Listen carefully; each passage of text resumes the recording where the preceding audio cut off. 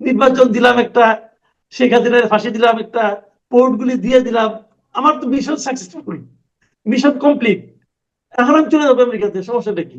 যে নির্বাচনে আওয়ামী লীগ থাকবে না। কিন্তু সারা দুনিয়া এটাকে ভালো নির্বাচন বলবে বলে আমার কাছে মনে হয় না ভাই। আমি মনে করি এটা বিএনপির জন্য খুব একটা সুখকর অভিজ্ঞতা সামনের দিনগুলিতে আসবে না। এ পাতানো খেলা হতে পারে, অস্বাভাবিক কিছু না। কারণ আমি লক্ষ্য করেছি ডক্টর ইউনূস সরকারের যে কোনো কর্মকাণ্ড যত বিতর্ক হোক না কেন, সেই ব্যাপারে পলিটিক্যাল পার্টিগুলো মানে জামাত, বিএনপি, এনসিপি এরা কোনো ধরনের সাধারণত প্রতিবাদ করে না। তারা যেন মেনে নেওয়ার জন্য বসেই থাকে, যেটা নাকি একেবারে নির্লজ্জের মতো হয়ে যায়। সেটা একটা লোক দেখানো মৃদু কোমল কোমল প্রতিবাদ তারা হতে বলে, মানে কথা বলে। কারণ আপনারা কোনো এক্সপ্লেন করবেন না, আপনার মতো করে চলবে, তা তো হবে না রে ভাই। অ্যাটর্নি জেনারেল তো মহাজ্ঞানী সাহেব, উনি তো মহাজ্ঞানী, উনি বলেছেন। তো উনি যে বলেছেন, উনি তো বিএনপির নমিনেশনও চান। উনি বিএনপির নমিনেশন চান, ইলেকশন করবেন। যদি বিএনপির নমিনেশন চান তাহলে ধরে নিতে পারে উনি বিএনপির একজন কর্মী। উনি বিএনপির কর্মী হয়ে বলেছেন সব পারেন। আর ওনার নেতা যে বসে আছে ইংল্যান্ডে, সে তো পারেন না। তাহলে উনি কোন নেতার চেয়েও বেশি জ্ঞানী হয়ে গেছেন। এর আগে কিন্তু আমাদের তেল গ্যাস বন্দর নিয়ে কিন্তু একটা সংগঠন ছিল, আনু মোহাম্মদ সাহেব যেটা লিডার ছিলেন। ওনারা কিন্তু এই সংগঠনের মাধ্যমে একবার হরতালও ডাকছিলেন, এত পাওয়ারফুল একটা সংগঠন। তো সেই সংগঠনের কোনো আওয়াজ শুনি না কেন? আনু মোহাম্মদ সাহেব কোথায় এখন? মুজাহিদুল ইসলাম সেলিম কোথায়? আমাদের আব্দুল্লাহ আবু সাইদ কোথায়? এই সমস্ত বিপ্লবীরা কোথায়? সবকে গর্তের মধ্যে ঢুকে বললো নাকি রে ভাই? অবশ্যই পাত্তাই দেয়নি বাংলাদেশে ভাই। সহজ বাংলায় বললাম, পাত্তাই দেয় নাই। এর আগে বাংলাদেশ দুইটা চিঠি লিখছে, দুইবার কোনো জবাব দিছে, কোন কনক্রিট জবাব দিছে? আমরা একটু আলোচনা করতে চাই যে নির্বাচন হওয়ার কথাবার্তা বলা হচ্ছে ফেব্রুয়ারির দিকে, সেই নির্বাচনে আসলে কি ঘটতে যাচ্ছে, কতটা অংশগ্রহণমূলক হবে, অথবা আওয়ামী লীগ সেখানে পার্টিসিপেট করতে পারবে কিনা। এর মধ্যে আমরা নানান পর্যায়ে দেখতে পাচ্ছি যে আন্তর্জাতিক বিভিন্ন মহল থেকে এক ধরনের চাপ সম্ভবত আসতে শুরু করেছে সরকারের উপরে আওয়ামী লীগ সহ ইনক্লুসিভ নির্বাচনের বিষয়ে। যদিও আওয়ামী লীগ শব্দটা তারা এখনো পর্যন্ত উচ্চারণ করেনি, তবে অংশগ্রহণমূলক নির্বাচনের কথা বলছে। সাংবাদিক মাসুদ কামাল, আপনাকে স্বাগত জানাচ্ছি এবং একই সঙ্গে শুরুতে এই প্রশ্ন, আসলে নির্বাচনটা অংশগ্রহণমূলক হবে কিনা। এবং আপনার কথা বলার সুবিধার্থে আমি একটু ধরিয়ে দিই যে কমনওয়েলথের মহাসচিব শার্লি বোচওয়ে যে কয়েকদিন আগে বাংলাদেশ সফর করে গেলেন, সেখানে তিনি বিভিন্ন পর্যায়ে যে বৈঠকগুলো করেছেন প্রধান উপদেষ্টা সহ এবং তার পরবর্তী যে ফেসবুক স্ট্যাটাস গুলো দিয়েছেন, সেখানে তিনি অংশগ্রহণমূলক নির্বাচনের কথা বলেছেন। আপনি বিষয়টিকে কি হিসেবে দেখছেন? এবং আমরা জানি যে কমনওয়েলথভুক্ত 56টি রাষ্ট্র রয়েছে। বিষয়টা হয়েছে কি, আপনি এই যে কমনওয়েলথ মহাসচিবের যে আপনার পোস্টের কথা বললেন, এটা অবশ্যই আমার চোখে পড়ে নাই। বাট আপনি যে কথাটা বললেন নিশ্চয়ই আপনি দেখে তো বলেছেন। তো এটা যদি উনি বলে থাকেন, বলাটাই স্বাভাবিক।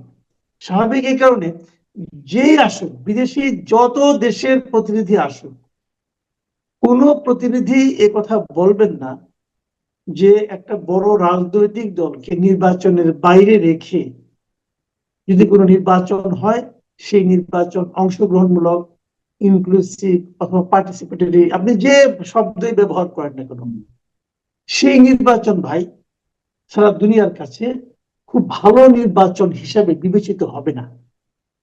এখন এই ধরনের খারাপ নির্বাচনের সঙ্গে আমাদের অভিজ্ঞতা ছিল, আমরা এর আগে বহুবার দেখেছি। সেই 96 ফেব্রুয়ারি নির্বাচন থেকে শুরু করে এর আগে এরশাদের নির্বাচন বহু দেখেছি। তারপরে এই 2014 নির্বাচন, 2018 নির্বাচন, 24 নির্বাচন, আমরা এই ধরনের নির্বাচন বহু দেখেছি। এবং এই নির্বাচনগুলো সারা দুনিয়ার গণতন্ত্রকামী মানুষের কাছে একটা অচেনা নির্বাচন এবং তাদের কাছে একটা অগ্রহণযোগ্য নির্বাচন। এখন অগ্রহণযোগ্য নির্বাচন হলে কি দেশ চালাতে পারবে না? পারে তো। সামরিক শাসন তো সবার কাছে অগ্রহণযোগ্য, তারা কি দেশ চালাচ্ছে না? চালাচ্ছে। এখন কথা হলো যে ডক্টর ইউনূস, যিনি একটা অসাধারণ ইতিহাসের শ্রেষ্ঠ নির্বাচন দেওয়ার অঙ্গীকার করেছেন, বেশ বাহাদুরি করে গর্ব করে বলেছেন আমরা এমন একটা নির্বাচন দিব যেটা নাকি আমাদের জন্য সর্বশ্রেষ্ঠ নির্বাচন হবে। সেটা বলার পর যদি এরকম একটা নির্বাচন হয়, তাহলে সেটা আমি মনে করি জাতি হিসেবে আমাদের জন্য খুবই দুঃখজনক হবে। ইউনূস সাহেবের যদি মান সম্মান থাকে, ওনার জন্য অপমানজনক হবে। আর যদি মান সম্মান না থাকে, সেটা অন্য হিসাব, ওই হিসাব নিয়ে কথা বলতে পারবো না। কিন্তু ওনার মতো লোকের কাছ থেকে এই ধরনের নির্বাচন আশা করা যায় না। কিন্তু বাস্তবতা কি? বাস্তবতা হলো উনি তো এর আগেও বলেছেন, মাঝখানে দেখলাম যে উনি বলেছেন যে আওয়ামী লীগের নির্বাচনে অংশগ্রহণ করার কোনো সম্ভাবনা বোধহয় নাই। এটা উনিও বোধহয় বলেছেন কিছুদিন আগে। সেই কথা উনি কিভাবে বলেছেন আমি জানি না, বলা স্বাভাবিক, কারণ আওয়ামী লীগকে স্থগিত করা হয়েছে তার রাজনৈতিক কার্যক্রম, আর নির্বাচন তো একটা রাজনৈতিক কার্যক্রমই, তাই না? ইসি তাদের আপনার নিবন্ধন স্থগিত করে রাখছে। তো এই সমস্ত কাজ মনে হচ্ছে যে সরকার অগ্রসর হচ্ছে এমন একটা নির্বাচন করার জন্য যে নির্বাচনে আওয়ামী লীগ থাকবে না, কিন্তু সারা দুনিয়া এটাকে ভালো নির্বাচন বলবে বলে আমার কাছে মনে হয় না ভাই। দুনিয়া গ্রহণ যদি নাই করে বা আন্তর্জাতিক যেই দাবিগুলো উঠছে আন্তর্জাতিক ভাবে, তাতে কি সেই দাবিগুলো উপেক্ষা করে করে চাপগুলো সামলাতে পারবে সরকার, অথবা নিজের মতো করে যা করা করতে পারবে? এখন সরকারের কি, সরকার তো ফেব্রুয়ারি পরে চলে যাবে, তাতে কিছু যায় আসে না। যেমন ধরেন হুম। আওয়ামী লীগ সরকার ছিল, আওয়ামী লীগ 2024 একে নির্বাচন করলো, ওইটা নিয়ে সারা দুনিয়ার লোক পছন্দ করলো না। ওটা কিন্তু আওয়ামী লীগের উপরে চাপ। চাপ কেন? সে আরো 5 বছর থাকার আগ্রহ নিয়ে নির্বাচনটা করেছে, থাকার নিয়ত নিয়ে হুম। নির্বাচন করছে। কিন্তু এদের তো সেরকম নিয়ত নাই। এদের কথা হলো আমি করে দিয়ে চলে গেলাম। এখন লোককে আপনি গালাগালি করতে পারেন, আপনি সমালোচনা করতে পারেন। এখন যদি মনে করেন যে যাই বলুক আমি কিছু মনে করবো না, আমি কিছু মাইন্ড করবো না, যদি সে মনে করে, এইবার যদি সিদ্ধান্ত নেয়, যদি কেউ সিদ্ধান্ত নেয় আমাকে যে যাই বলুক আমি অপমান বোধ করবো না, তাহলে তাকে আপনি কেমন করে বুঝাবেন যে ভাই এই কাজটা করা আপনার ঠিক হচ্ছে না? এখন ওনাদের ভাবভঙ্গি দিয়ে মনে হচ্ছে ওনারা সিদ্ধান্ত নিয়ে রাখছেন যে ওনারা কিছু মনে করবেন না, যে যাই বলে বলুক, কি আছে যায়, আমার কাজ তো আমি করতে পারলাম, নির্বাচন দিলাম একটা, শেখ হাসিনার ফাঁসি দিলাম একটা, পোর্টগুলি দিয়ে দিলাম, আমার তো মিশন সাকসেসফুল, মিশন কমপ্লিট, এখন আমি চলে যাবো আমেরিকাতে, সমস্যাটা কি? ঠিক আছে, না আপনি যেটা বলছেন সে তো যথেষ্ট লজিক্যাল বর্তমান বাস্তবতার প্রেক্ষিতে। কিন্তু কথা হচ্ছে পরবর্তী যে গভর্নমেন্ট আসবে এই ধরনের নির্বাচনের মধ্য দিয়ে তার স্থায়িত্ব নিয়ে কি কোনো প্রশ্ন থাকবে, মানে টেকসই হবে কিনা, কিংবা মাঝপথে গিয়ে কোনো ধরনের অনাকাঙ্ক্ষিত আরো রূঢ় বাস্তবতার মুখোমুখি আমরা হব কিনা, একটা আনরেস্ট সিচুয়েশন আবার নতুন করে তৈরি হবে কিনা এই বাংলাদেশে এই নির্বাচনকে কেন্দ্র এটা করে? আমার মনে হয়, এটা আপনার এই আশঙ্কাটা আমার কাছে খুবই সম্ভব, মানে এই আশঙ্কাটা হতে পারে বাস্তবায়িত।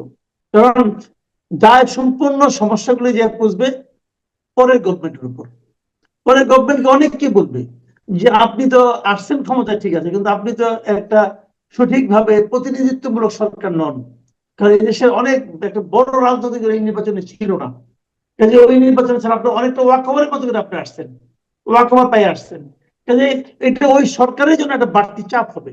কিন্তু আনফরচুনেট কি জানেন, আনফরচুনেটলি যখন আওয়ামী লীগের রাজনৈতিক কর্মকাণ্ডকে স্থগিত করা হলো, তখন কিন্তু এই যে বর্তমানে আওয়ামী লীগকে ছাড়া আর যারা বড় দল আছে যেমন জামাত ইসলামী অথবা বিএনপি, আমি দুইটাকে ধরি, বাদ বাকি সব তো আমার কাছে মনে হয় দুধভাত টাইপের দল।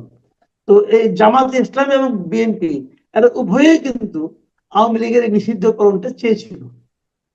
প্রথম দিকে বিএনপি একটু প্রতিবাদ করেছিল যে তারা কোনো দলকে নিষিদ্ধ চায় না।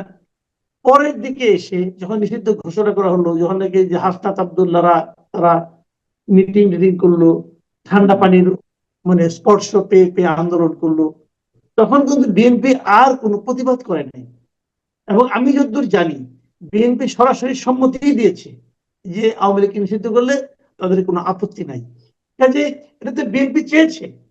এখন যখন বিএনপি চায়, বিএনপি মনে করছে বোধহয় যে ছলে বলে কৌশলে যে আওয়ামী লীগকে দূরে সরে রেখে আমি আগে নির্বাচনে তো বিজয়ী হই, বিজয়ী হওয়ার পর আমি আমার মতো করে কাজ করব, কিসের স্বৈরতন্ত্র কিসের কি, এটা আমি নতুন ধরনের কিছু একটা কায়েম করবো, যদি তারা মনে করে থাকে, আমি মনে করি এটা বিএনপির জন্য খুব একটা সুখকর অভিজ্ঞতা সামনের দিনগুলিতে আসবে না, এটা আমার ধারণা। আপনি কথা প্রসঙ্গে পোর্টের প্রসঙ্গ নিয়ে আসলেন। লালদিয়া কন্টেনার টার্মিনাল দেওয়া হয়েছে, পাশাপাশি আরো একটি টার্মিনাল দেওয়া হয়েছে বিদেশিদের হাতে। নিউ মুরিং কন্টেনার টার্মিনাল নিয়েও কথা হচ্ছে। আমরা কোনো রাজনৈতিক দলের পক্ষ থেকে তুমুল কোনো বিরোধিতা দেখলাম না। এমনকি লালদিয়া কন্টেনার টার্মিনাল সহ আরো যেটি দেওয়া হলো বিদেশি কোম্পানিদের হাতে ইজারা দেওয়া হলো, সেই ঘটনার পরে আমরা কয়েকদিন পর দেখলাম তারেক রহমানের একটি ফেসবুক পোস্ট, যদিও হাইকোর্টে রিট করা হয়েছে সেটি নিউ মুরিং কন্টেনার টার্মিনাল নিয়ে। সবকিছু মিলিয়ে আমি যদি প্রশ্নটা এরকম করি যে তারপরেও তো ফর্মালি বিএনপি বলেছিল যে আমরা চাই না এই সরকার এগুলো করুক, অনির্বাচিত সরকার। সিপিবি থেকে শুরু করে আরো বিভিন্ন রাজনৈতিক দল, ইভেন জামাতে ইসলামীও তারাও বিরোধিতা করেছে, এবং সেনা প্রধানও বলেছিলেন যে কোনো অনির্বাচিত সরকার এই ধরনের সিদ্ধান্ত নিতে পারে না, নির্বাচিত সরকারই আহ পোর্টের বিষয়ে সিদ্ধান্ত নেবে। তাহলে কি সবাইকে বুড়ো আঙ্গুল দেখিয়ে ডক্টর ইউনূস সরকার এমন একটি সিদ্ধান্ত নিল, নাকি আসলেই তিনি জানেন যে এই যে দাবিগুলো খুব দুর্বল দাবি, সো সে যা করার তাই করে যাবেন? বিষয়টি কেমন আপনার দৃষ্টিতে? দেখেন, হতে পারে আপনি যেটা বললেন, যে আশঙ্কাটা করলেন যে এটা একটা আসলে পাতানো খেলা কিনা, এই পাতানো খেলা হতে পারে, অস্বাভাবিক কিছু না। কারণ আমি লক্ষ্য করেছি ডক্টর ইউনূস সরকারের যে কোনো কর্মকাণ্ড যত ভিতরে ভিতরে হোক না কেন, সেই ব্যাপারে পলিটিক্যাল পার্টিগুলো মানে জামাত, বিএনপি, এনসিপি, এরা কোনো ধরনের সাধারণত প্রতিবাদ করে না। তারা যেন মেনে নেওয়ার জন্য বসেই থাকে, যেটা নাকি একেবারে নির্লজ্জের মতো হয়ে যায়। সেটা একটা লোক দেখানো মৃদু কোমল কোমল প্রতিবাদ তারা হতে বলে, মানে কথা বলে যে এটা আমরা চাই না, মানি না, অথবা কিন্তু তারপরে কিছু না। এর মধ্যে সবচেয়ে কঠিন যে মন্তব্যটা আমি পেলাম কালকে, আমি তারেক রহমান সাহেবের যে পোস্ট, এটা ওখানে উনি বেশ কঠিন ভাবে এলডিসি থেকে উন্নয়নের বিরোধিতা করলেন এবং পোর্টের ব্যাপারে বললেন। কিন্তু এর থেকে কোনো হেলদোল লক্ষ্য করা গেল, কোনো চেঞ্জ তো হলো না। যা বলেছেন বলেছেন, এরাও কিছু বলছে না, তারাও উনি ওখানে করে যাচ্ছেন। বাট রিয়েলিটি হলো কি জানেন, এটা ওনারা করতে পারেন, ওনাদের এই এখতিয়ার নাই। কারণ একটা জিনিস হলো, আপনি একটা নন ডিসক্লোজার এগ্রিমেন্ট করছেন, একবার এক এক কথা বলে। একবার বলে এটা G2G একটা কন্ট্রাক্ট হয়েছে, এটা প্রকাশ করা যাবে না। এটা তো G2G কন্ট্রাক্ট না, ওনারা তো কতগুলি প্রাইভেট প্রতিষ্ঠানের সঙ্গে চুক্তি করেছেন। G2G কি? Government to government. এর গভর্নমেন্ট আরেক দিকে গভর্নমেন্ট কই? ওই দিকে গভর্নমেন্ট তো নাই। এটা যেটা করছেন Denmark, public private partnership, public, হ্যাঁ, পিপিপি, পিপিপি ডোন্ট ডিসক্লোজার হয় কিভাবে, এগুলো একটা বিষয়। অনেকে প্রশ্ন করে আমাদের এখানে কি পোর্টগুলিতে দুর্নীতির আখড়া না? হ্যাঁ, আখড়া মানি। এই পোর্টগুলিকে ভালোভাবে চলুক, এটা চাই না? হ্যাঁ চাই, চাই। কিন্তু বিদেশিরা কোনো আপত্তি আছে, আসুক, আমিও চাই আসুক বিদেশিরা, আমার তাও কোনো আপত্তি নাই। কিন্তু বিদেশিরা আসলে যে আমার বিরাট ক্ষতি হয়ে যাবে আমি তা মনে করি না। আমার কথা হলো কি, আপনি যে বিদেশিটা আনলেন, এই বিদেশি কোম্পানি কি পৃথিবীর একমাত্র বিদেশি কোম্পানি? আর কোনো কোম্পানি নাই। এই কোম্পানি জানলেন, এই কোম্পানি আনাই কি আমার জন্য সবচেয়ে লাভজনক হলো? এদের অফারটাই কি সবচেয়ে লাভজনক অফার ছিল? এটা কি কোনো প্রতিযোগিতামূলক পদ্ধতিতে আসছে? আমার প্রশ্ন তো ওই জায়গাগুলোতে। যদি প্রতিযোগিতামূলক ভাবে আসে, আমি যদি বুঝি এটাই বেস্ট, আমি দিব, কোনো সমস্যা নাই। প্রশ্ন হলো, এটা যে বেস্ট, এটা কে বুঝলো, কিভাবে বুঝলেন আপনি? সেটা আমার কাছে এক্সপ্লেন করেন। কারণ আপনি ওরা কোনো এক্সপ্লেন করবেন না, আপনার মতো করে চলবে, তা তো হবে না রে ভাই। দেখেন, অন্তর্বর্তীকালীন সরকারের দায়িত্বটা, সরকারের নামটাই অন্তর্বর্তীকালীন, তার মানে এরা দীর্ঘ সময় থাকতে আসে নাই। অন্তর্বর্তী একটা সময় কি, এই সময় থেকে ওই সময় নতুন একটা নির্বাচিত সরকার আসা পর্যন্ত এরা থাকবে। এবং তারা বলে যে এটা সংবিধানে না থাকলেও সুপ্রিম কোর্টের 106-এর মাধ্যমে তারা আসছে। আপনি 106-এর যে রেফারেন্সটা করে দেখেন, ওইটা বলাই হয়েছে এই সরকার খালি নিত্যদিনের কর্মকাণ্ডগুলি সম্পন্ন করবে, তারা কোনো দীর্ঘমেয়াদী কোনো যাবে না। তাহলে তারা কোনো জ্ঞান, আপনি এই 3 মাসের সরকার 32 বছরের জন্য চুক্তি করলেন, এটা কেন পারেন? এক নম্বর। দ্বিতীয় কথা ধরেন, এরা আসছে আমাদের এখানে একটা আওলা ঝাওলা লেগে গেছিল, এলোমেলো ছিল, গুছাইয়া একজনের কাছে দিবে, কিছু গোছ গাছ করবে, ভালো কথা। এখন ধরেন আমি আমার ঘরটাকে একটা কোম্পানিকে দায়িত্ব দিলাম, ভাই ঘরের সব জিনিসপত্র এলোমেলো হয়ে আছে, একটু গুছাইয়া দেন। সে আইসেই বললো যে আপনি এই যে আলমারিটা আছে না, বুকশেলফটা, এটা আমি বিক্রি করে দিবো, এটা এখানে থাকা ঠিক না, বলে সেটা বিক্রি করে দিল। আমার খাটটাও ভালো না, এটাও বিক্রি করে দিল। আপনি মাটিতে পাতেন, অত শখ লাগান, আপনার খাট দরকার নেই, বিক্রি করে দিবো, অথবা আমি ভাড়া দিয়ে দিবো। ভাই, তাকে কি একটু দেওয়া হয়েছে? তোমার কাজ হলো একটু গোছ গাছ করে দাও। তোমার কি বেচার দায়িত্ব, লিজ দেওয়ার দায়িত্ব তোমার কে দিল রে ভাই? কে দিল? আর যে দিল, ধরেন যে দিল, সে যদি 32 বছর ধরে লিজ দিয়ে দিল, যদি আমার লস হয়, লস প্রজেক্ট হয়, তখন আমি তারে পাবো কই? সে তো ফুরুত। আশিক চৌধুরীর সাথে ইংল্যান্ডের আপনার সিটিজেন, ব্রিটিশ সিটিজেন, তাদের পাবো না। তাহলে এটা কেমন হলো? তার বিরুদ্ধে মামলা করতে পারবো। ধরেন আমি ইংল্যান্ডে কোর্টে মামলা করলাম, ইংল্যান্ডে কোর্ট যদি বলে তুমি আমার নাগরিকের দায়িত্ব দিছো কে? কি কিন্তু বলবো তারা তো বলেন? মনে করছে তারা সব ধরনের কাজকর্ম করার এখতিয়ার রাখে। একটা নির্বাচিত সরকার যে ধরনের ক্ষমতা রাখে সবকিছু করার। হ্যাঁ অ্যাটর্নি এটা এটা জেনারেল বলেছে সুপ্রিম কোর্টে, হ্যাঁ, হাইকোর্টে। অ্যাটর্নি জেনারেল বলেছেন, অ্যাটর্নি জেনারেল তো মহাজ্ঞানী সাহেব, উনি তো মহাজ্ঞানী, উনি বলেছেন। তো উনি যে বলেছেন, উনি তো বিএনপির নমিনেশন চান। হুম। তো উনি বিএনপির নমিনেশন চান, ইলেকশন করবেন। এখন যদি বিএনপির নমিনেশন চান, তাহলে ধরে নিতে পারে উনি বিএনপির একজন কর্মী। তো উনি খুব বিএনপির স্বাভাবিক। কর্মী হয়ে বলেছেন সব পারেন। আর ওনার হুম। ন্যায় নেতা যে বসে আছে ইংল্যান্ডে, সে তো বলে পারেন না। তাহলে উনি কি ওনার নেতার চেয়েও বেশি জ্ঞানী হয়ে গেছেন না কি ভাই? উনি, আপনি আমার এটা বুঝান। সে তো কিন্তু সে বিএনপির একজন কর্মী ভাই, সে এখন নমিনেশন চায়। যার কাছে নমিনেশন চায় সে বলে এটার এখতিয়ার নাই, আর উনি বলেন এখতিয়ার আছে। তো ভালো, তাহলে প্রমাণ তার কাছে শিখুক কি করতে হবে। কিন্তু সে নেতাও তো আবার তীব্র বিরোধিতা করছে না, যে না এগুলো দেয়া যাবে না, এটা ঠিক না, তাহলে বুঝেন বা দলের কি একটা অবস্থা? কর্মসূচি। নেতা কয় একটা, কর্মী কয় আরেকটা, তাহলে কোনটা ঠিক? আমাদের কাছে কোনটা ঠিক হবে? যদি কর্মীটা ঠিক হয়, তাহলে তো এটার কোনো বেগ থাকে না। ভাই বুঝি না রে ভাই, এবং কোন দেশে যে আছি? যেই রিটটি করা হয়েছে এটি নিয়ে আমি যথেষ্ট সংশয়ের মধ্যে আছি। আমি জানি না আপনার মানসিকতা কি বা আপনি কি বলবেন। আমি আদালতের প্রতি শ্রদ্ধা রেখেই বলছি যে যেহেতু বিচার প্রক্রিয়া কি হবে বা রায় কি হবে সেটা আদালতের বিষয়। আমরা শুধু আশঙ্কা বা আশাবাদের কথা বলতে পারি। যদি রিটটি খারিজ হয়ে যায়, যদি বিচারকরা মনে করলেন যে না রাষ্ট্রপক্ষই সঠিক, তাহলে যদি রিটটা খারিজ হয়ে যায় তাহলে তো সরকারের সামনে আর কোনো বাধা রইলো না। তখন যে কোনো কিছু যে কোনো উপায়ে বিদেশি কোম্পানিগুলোর কাছে বাংলাদেশের যে কোনো বিষয়ে তাদের সাথে যে কোনো চুক্তি করতে পারবে। বিষয়টা কি এরকম না? না, আমি তো মনে করি না, আমি তো মনে করি না। কোর্টের অনেক রায় পরে করতে যে জনদাবির মুখে উল্টে গেছে।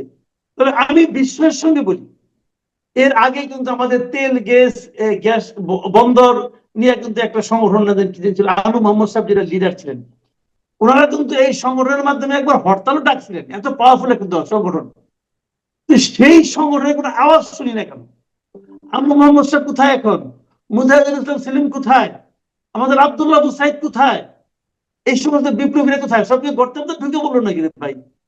হ্যাঁ, তারা তেল গ্যাস বন্ধ নিয়ে এত কিছু করে, তাদের প্রতিবাদের ঠেলায় আপনার রূপপুর তো না, আপনার যে কি বলে, ওই কয়লা তোলার যে এটা ছিল, ওটা বন্ধ বন্ধ হয়ে গেল। Rampal power plant. হ্যাঁ, এটা বন্ধ, ওরা তো তুলতে দিল ওটা কয়লা হবে, মানে উন্মুক্ত পদ্ধতিতে।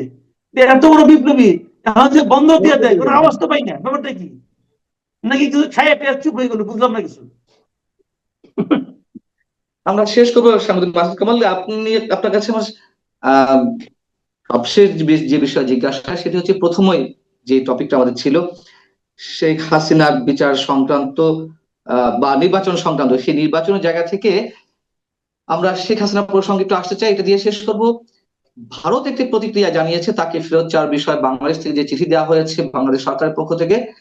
আহ ভারতের পররাষ্ট্র মন্ত্রণালয়ের মুখপাত্র রণধীর জয়সওয়াল তিনি বলেছেন পর্যালোচনা করছি, আমরা চিঠি পেয়েছি, আমরা পর্যালোচনা করছি। এই কথা দিয়ে কি মিন করে পর্যালোচনা?